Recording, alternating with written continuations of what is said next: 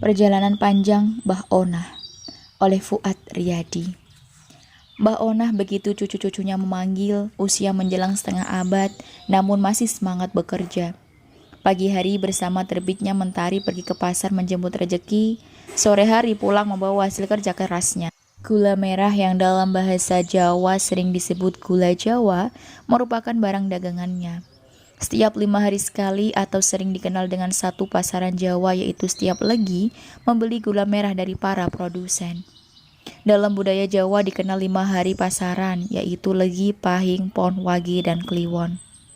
Mbah Onah membeli dagangan setiap hari legi dan menjualnya kembali di hari berikutnya, begitu seterusnya. Pasar tradisional Kecamatan Kertek, Kabupaten Wonosobo, Jawa Tengah menjadi saksi kerja kerasnya. Setelah lulus sekolah menengah pertama hingga usianya yang kini hampir setengah abad. Bersama suami yang kini sering sakit-sakitan, 5 anak berhasil ia besarkan dengan penuh kasih sayang. 2 orang anaknya kini meneruskan dan mengembangkan usahanya. 2 anak lainnya menjadi guru dan dosen, sedangkan anak terakhirnya menjadi salah satu penjaga kedaulatan NKRI yang ditugaskan di sebuah batalion infanteri TNI Angkatan Darat di Kalimantan. Berbagai halangan dan rintangan tidak pernah ia hiraukan. Naik turun usahanya pun sudah menjadi pengalaman. Berjuang, kuat dan terus bertahan menjadi rumus hidup yang selalu ia tanamkan ke anak-anaknya tersayang. Do, le, urep kui kudu obah men iso mamah. Pesan Mbah Onah kepada anak-anaknya penuh dengan hormat dan kepatuhan. Anak-anaknya pun menjawab, "Gih, Mak." Mbah Onah di mata anak-anaknya adalah orang yang keras namun penuh kasih sayang. Sikapnya yang keras dan penuh perjuangan karena perjalanan hidup di masa kecilnya.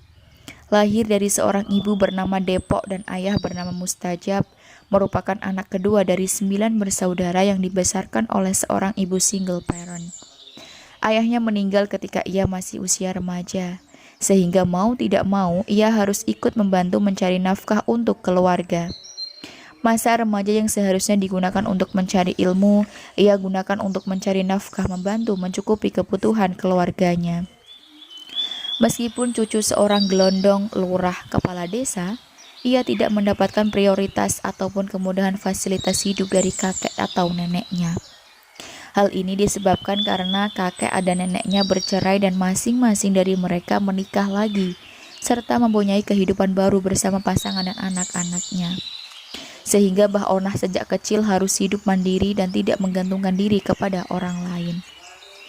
Nah, dek kudu ngadeg nggo sikile dewek, kata Mbah Onah kepada Onah remaja yang artinya, "Nah, kamu harus berdiri menggunakan kakimu sendiri." "Inggih, Mbok, kula mpun paham," jawab Mbah Onah remaja penuh hormat. Tempaan dan cobaan hidup yang Mbah Onah hadapi menjadikan dirinya menjadi pribadi yang mandiri dan penuh kerja keras. Di pasar, Mbah Onah menjajakan dagangannya di sebuah kios yang berukuran sekitar 9 meter persegi. Ia mempunyai strategi dan kemampuan menjajakan dagangan yang unik. Gula Jawa yang masih dikemas dalam bentuk dagelan atau keping gula ditata rapi di belakang. Gula Jawa kerekan atau berbentuk kepingan, kilauan dan eceran ia tata di bagian depan berdampingan dengan timbangan ukuran berat.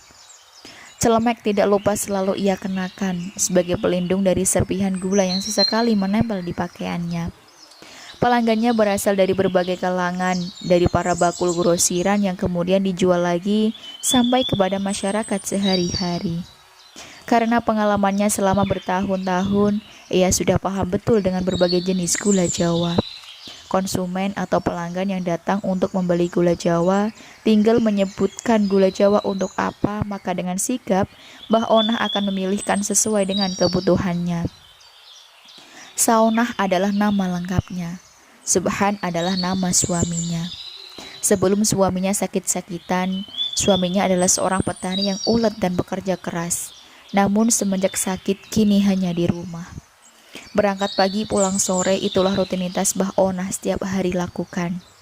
Ia selalu bangga dan bahagia dengan apa yang ia lakukan.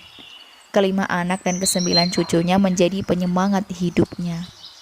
Rumahnya yang sederhana selalu menjadi rumah hangat yang selalu dirindukan oleh anak-anak dan cucunya. Mbah Onah "Jajane pundi?" ujar cucunya dengan penuh harap. Dengan penuh kebahagiaan, ia mengambil bungkusan berisi jajan pasar yang selalu ia beli selesai berjualan di pasar dan diberikan kepada cucu-cucunya.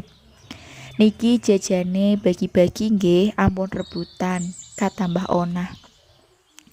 Para tetangga Mbah Onah mengenalnya sebagai seorang yang ramah, santun, dan baik hati. Ia dikenal sebagai orang yang ringan tangan dan senang membantu. Hampir setiap tetangga memesan gula Jawa kepadanya. Ia bawakan dengan penuh sukacita. Tetangga hajatan, perayaan hari raya selalu ia membawakan gula Jawa yang dibutuhkan tetangganya.